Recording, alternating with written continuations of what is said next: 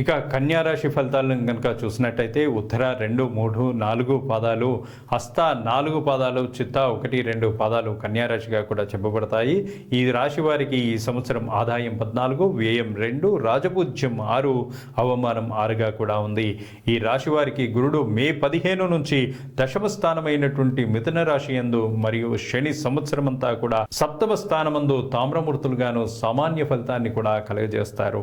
రాహు కేతువులు వరుసగా మే 18 నుండి సంవత్సరమంతా షష్ఠ వ్యయస్థానములందు రజతమూర్తులుగాను సౌభాగ్యకరమగు ఫలితాలని కూడా ఇస్తూ ఉన్నారు.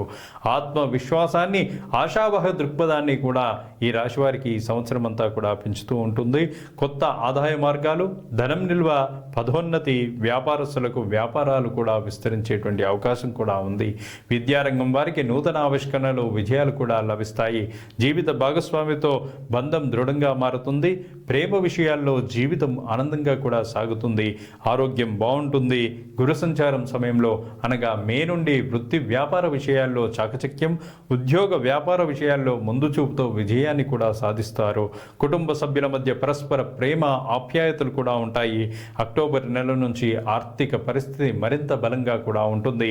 డిసెంబర్ నెల నుండి ప్రతికూల వాతావరణం అనేటువంటిది సూచన చేయడమైంది. ఈ రాశిలోని ఆర్థిక నిపుణులకు, బ్యాంకింగ్, ఫైనాన్స్ రంగం వారికి కూడా, షేర్ మార్కెట్, వడ్డీ వ్యాపారులకు సంవత్సరం పొడవునా కూడా ఆదాయం అనేటువంటిది వచ్చేటువంటి అవకాశం ఉంది. విశేషమైనటువంటి గౌరవ ప్రతిష్టలు, పేరు ప్రఖ్యాతులు కూడా కలుగుతాయి. అన్ని రకముల వృత్తుల వారికి, ముఖ్యంగా కూడా చేనేత వ్యవసాయదారులకు అధిక ఆదాయం, ప్రయోజనాలు కూడా సమకూరుతాయి.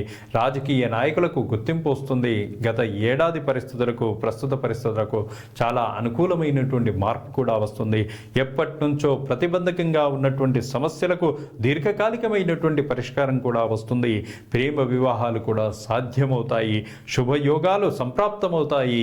అదేవిధంగా బ్యాంకు నుండి రుణం తీసుకొని ఇల్లు కొనేటువంటి అవకాశాలు కూడా ఎక్కువ అవుతాయి. సంతానం, వివాహం గురించి మనోచింతన కూడా ఉంటుంది. దూర ప్రయాణాలు కలిసి వస్తాయి. దీర్ఘకాలిక పెట్టుబడులు, విదేశీ వాణిజ్యానికి కూడా మంచి సమయం. షష్ఠ రాశిగతుడైనటువంటి రాహువు మరియు వ్యయస్థానమందలి కేతు సంచారం సాధారణంగా కూడా అనుకూలమైనదిగా భావిస్తారు. ఇది రాబోయేటువంటి సమస్యల్ని కూడా తగ్గిస్తుంది.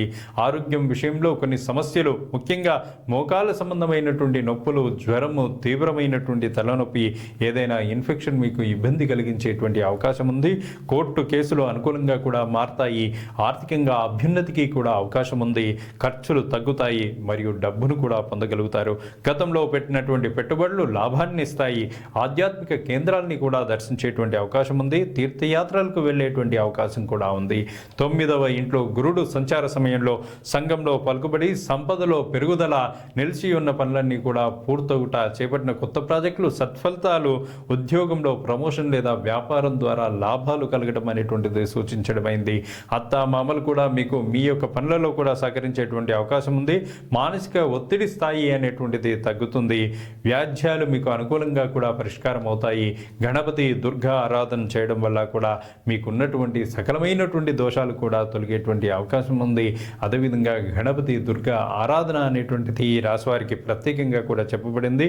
ఈ రాశి వారి యొక్క అదృష్ట సంఖ్య 5. శుభం భూయాత్. తదుపరి తులారాశి.